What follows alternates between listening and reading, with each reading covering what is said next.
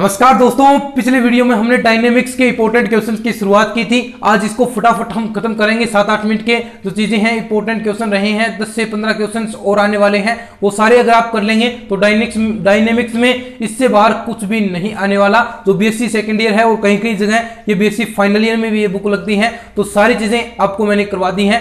फटाफट आप अपनी बुक में टिक मार्क कर लीजिए, उन इंपॉर्टेंट क्वेश्चंस को लगा लीजिए, बार बार इन वीडियोस को देखिए। अगर इनको सॉल्यूशन चाहिए तो आपको जो हमारे वीडियोस बना रखे हैं, इनके लेक्चर हैं, वो प्लेलिस्ट जाकर आप चेक कर सकते हैं। डायनेमिक्स, स्टैटिक्स, रियल एनालिसिस, जितने भी बुक हैं सभी के लगभग हमने सॉल्यूशन करवा रखे हैं। एक एक चीजें आपको अच्छी तरीके से समझाई है, तो वो भी आप जाकर देख सकते हैं। तो शुरू करते हैं आज की इस वीडियो को और ले चलता हूं आपकी मोबाइल की स्क्रीन पर, जहां पर सारा काम मैं करने वाला हूं। आपको प्रिंटेड चीजें मिलने वाली हैं दोस्तों, तो इनका बेनिफिट जरूर उठाइएगा। लाइक करें, वीडियो को शेयर करें, चैनल पर नए हैं चैनल को सब्सक्राइब कर लीजिए। चलिए शुरू करते हैं आज की इस वीडियो को। सबसे पहला टॉपिक देखिए क्या है, आपको जो स्क्रीन पर दिखाई दे रहा है, considered motion on a plane curves, यानी समतलीय वक्रों पर प्रतिबंध गति। बहुत इंपॉर्टेंट टॉपिक है दोस्तों, क्वेश्चन निश्चित रूप से पूछे जाते हैं। सबसे पहले तो आप इसकी डेफिनेशन के बारे में देखिए कि कंसिडर्ड मोशन क्या होती है, साइक्लोडियल मोशन चक्रीय गति क्या होती है। ये छोटी छोटी चीजें हमें जानना बहुत जरूरी है, क्योंकि ये क्वेश्चन हमारे गलत हो जाते हैं। और दूसरा आपको दिखाई दे रहा होगा सर्कुलर मोशन, वर्तुल गति। बहुत बार क्वेश्चन पूछा जाता है लगभग हर एग्जाम में, ये तो आप याद ही रखें। सर्कुलर मोशन क्या होती है, ये प्रूफ करना भी आ सकता है, इसका फॉर्मूला, इसका रिजल्ट ज्ञात करना भी आ सकता है। तो ये चीजें आपको याद रखनी है, बिल्कुल भी इन्हें इग्नोर नहीं करना। जो ये वीडियोज हमारे बनते हैं, इन्हें बिल्कुल भी इग्नोर न करें और इन्हें पूरा देखें, ताकि आपको इन चीज़ से बेनिफिट मिल सके। अब देखिए नेक्स्ट क्वेश्चन क्या कहता है, जो आपको स्क्रीन पर दिखाई दे रहा होगा। क्वेश्चन पढ़िए और साथ साथ मैं भी पढ़ता हूं। क्वेश्चन क्या कहता है सुनिए। देखिए क्वेश्चन आपको आपकी मोबाइल की स्क्रीन पर दिखाई दे रहा होगा कि a heavy particle slides down a smooth cycloid starting from rest at the cusp, the axis being vertical and vertex downwards.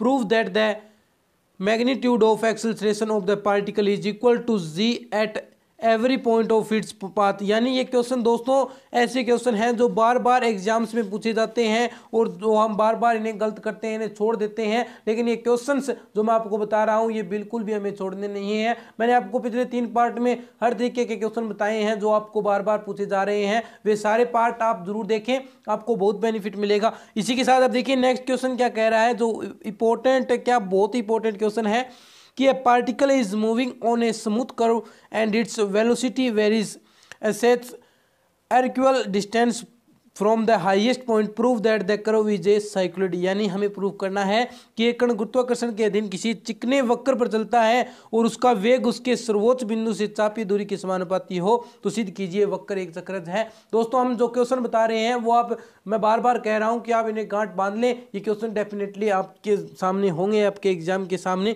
अब देखिए इसी के साथ एक क्वेश्चन और आपको दिखाई दे रहा होगा कि 2 particles are let drop from the cusp of a cycloid down the curve at an interval of a time t। Prove that they will meet in 2 pi under root a upon z plus t/2। तो ये question आपको बार बार पढ़ने हैं, जो मैं आपको बता रहा हूँ। बहुत इंपॉर्टेंट क्वेश्चन है दोस्तों, आपको डेफिनेटली इनसे बेनिफिट मिलेगा। अब देखिए यहाँ पर जो ये हमारा जो प्रतिबंधीय गति है, इसमें इतने ही क्वेश्चन बनते हैं जो इंपॉर्टेंट है, जो बार बार पूछे जा रहे हैं। अब देखिए नेक्स्ट टॉपिक आपको क्या दिखाई दे रहा है, सेंट्रल ऑर्बिट्स, सह-केंद्र कक्षा। सबसे इंपॉर्टेंट टॉपिक है डायनेमिक्स का और बहुत बार पूछा जाता है। और इसी के साथ आपको ये टॉपिक्स दिखाई दे रहे होंगे कि सेंट्रल फोर्स क्या होता है, सेंट्रल ऑर्बिट क्या होता है, ये fundamental equation of the central orbit, सह-केंद्र कक्षा के मूल समीकरण क्या होते हैं। ये क्वेश्चन बार बार एग्जाम्स में आ रहे हैं, इस वजह से हम आपको बता रहे हैं। पेडल इक्वेशन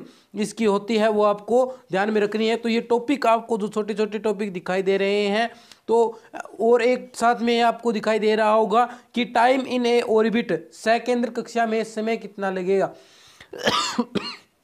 सॉरी दोस्तों। अब देखिए आगे आपको क्या दिखाई दे रहा होगा, आपको कुछ बल के नियम दिखाई दे रहे होंगे, लॉ ऑफ फोर्सेस। तो ये चीज़ें भी हमें याद रखनी है। छोटी छोटी चीज़ें हम गलतियां कर देते हैं, भूल जाते हैं, उन्हें याद नहीं करते, तो इस वजह से हमें प्रॉब्लम्स होती है इनसे वजह। अब देखिए एप्स स्तब्धिका एप्स क्या होती है, इसकी डेफिनेशन, इसमें जो भी इंपॉर्टेंट चीजें बनती हैं, आपको मैक्सिमम नंबर ऑफ एस्पेडियल डिस्टेंस, स्तब्धिकता दूरियों की अधिकतम संख्या कितनी होती है, तो ये चीजें आपको याद रखनी है। आपको दिखाई दे रहा होगा उपसौर तथा अपसौर क्या होता है, ये चीजें हमें याद रखनी है। सारी चीजें जो मैं आपको बता रहा हूँ वो आपको याद रखनी है। हमने पीछे भी वीडियोस बनाए हैं इनसे संबंधित।